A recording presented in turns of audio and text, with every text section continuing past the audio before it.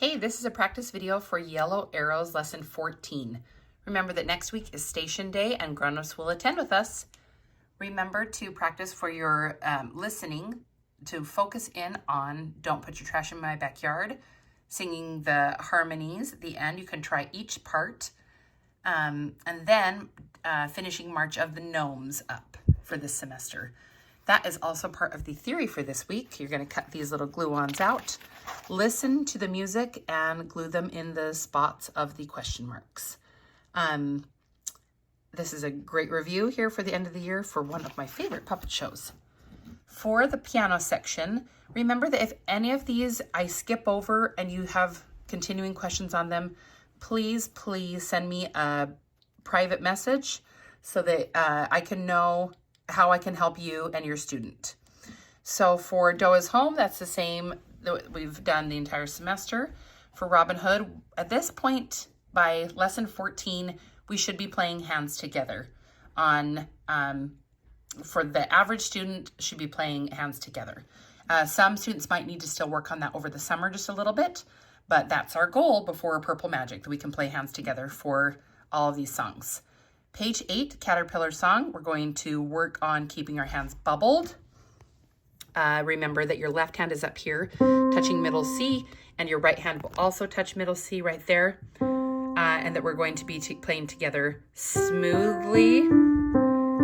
One finger for each key. We're going to keep our rounded bubble shape as we're pressing down and have strong fingers all the way through. And we're going to sing as we play that. For page 14 with the primary cadence.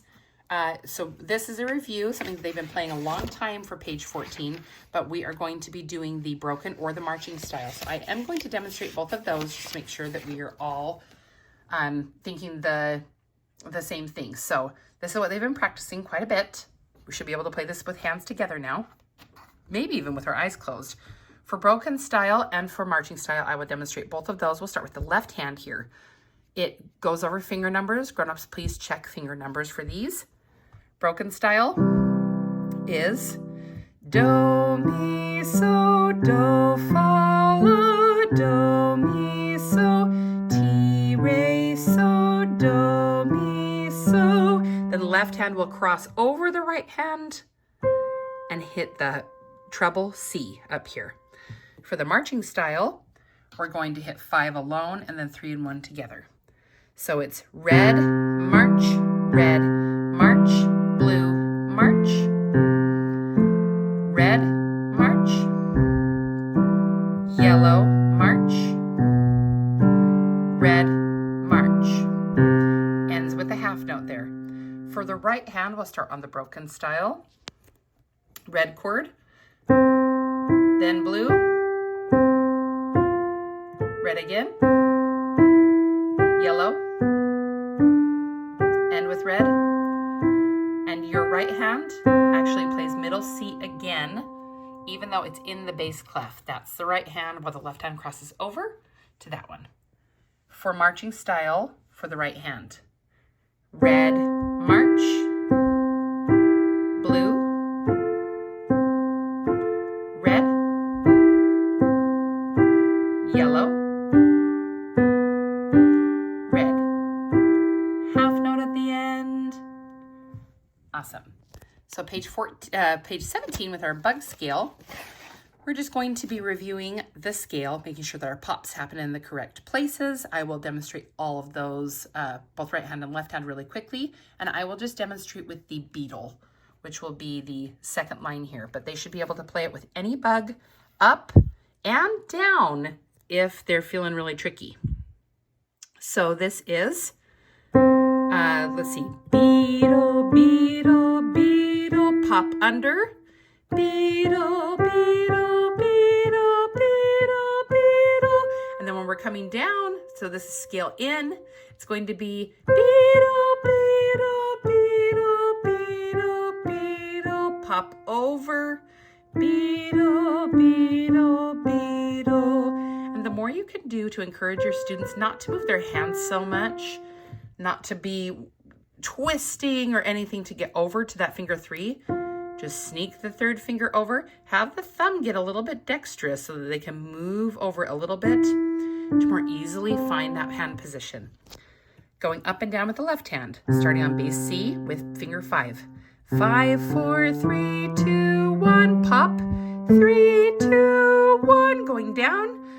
2, 3, pop under. Again, this dexterous movement. So our third finger's still going to be there. We're going to pivot on it back and forth. You can even have them wiggle. 1, 2, 3, 4, 5. And I kind of just did fast bugs for that one for the left hand. Please let me know if you have any questions about this. Send me a private message. Page 18 for Hickory Dickory. Have them try this with the practice track. Remember, we're going to be playing fingers 5 while the right hand is playing finger 1. And we're going to rock back and forth with our body and our hands on that one. Page 31. So this relates to last week's practice 2, if you missed that. So page 31, this old man, you should have the chords filled in.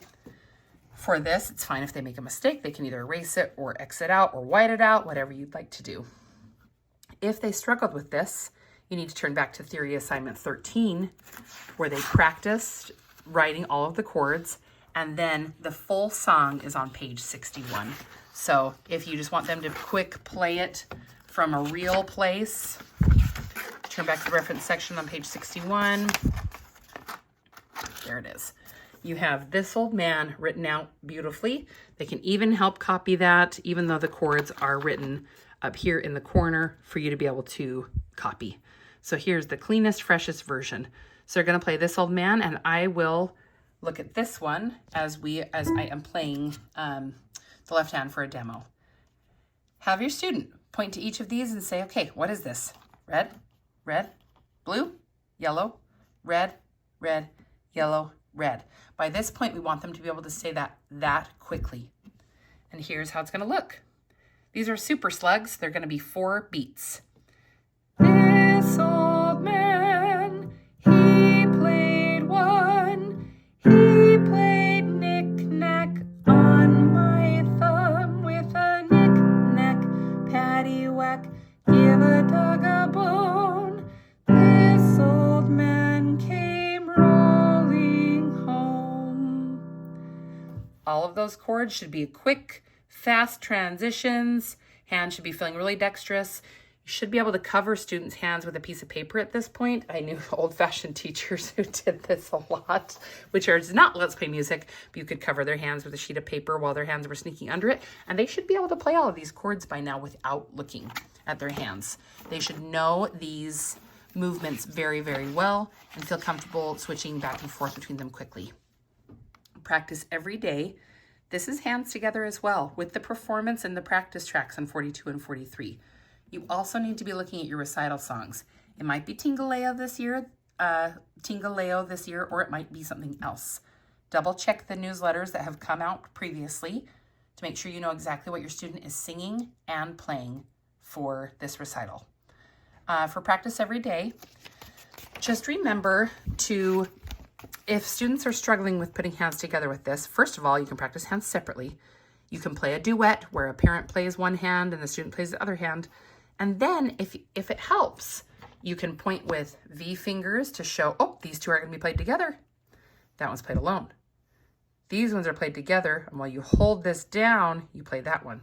So V fingers are a great strategy for that. Or you can also take, oh, I almost dropped my pencil. You can take a pencil and connect down, or use a highlighter to connect down to show where these match up, which beats they should be playing on together, which are usually beat 1 of each measure. 1, 1. This one is 1, 2, 3, and 1. Again, don't worry about the counting I just said, but you can see visually where the notes are going to match up on the correct beat.